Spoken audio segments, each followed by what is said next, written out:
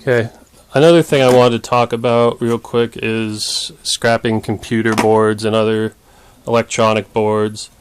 These are actually two boards from a computer. Computer boards are worth more. They have copper on them and bits of gold and all sorts of precious metals in them.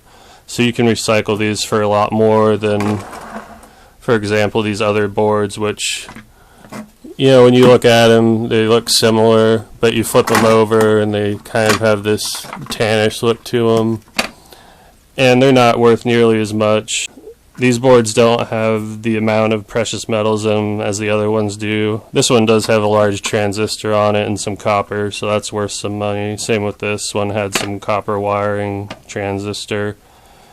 But when you're scrapping boards, like computer boards and other types of boards, just make sure you keep your computer boards separate from the lower end boards that are found like in TVs and stereos and whatnot, because they're not worth as much.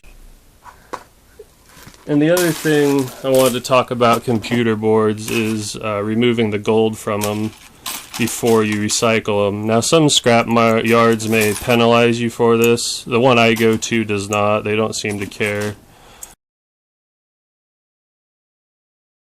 These are the gold fingers off this computer board, which I stripped off, and you can gather up and sell like on eBay or something to someone who reclaims gold.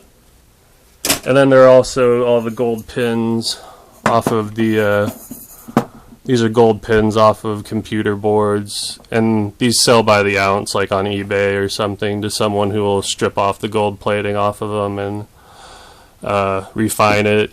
It is a pretty tough process to refine it yourself, so I just typically sell it to someone.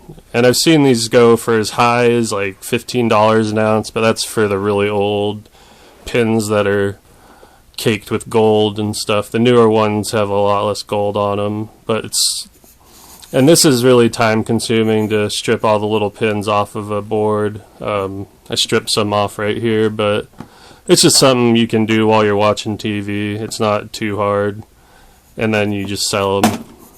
So this is just kind of a look at some of the gold I have, gold plated materials I have stocked up from boards and old cables and whatnot.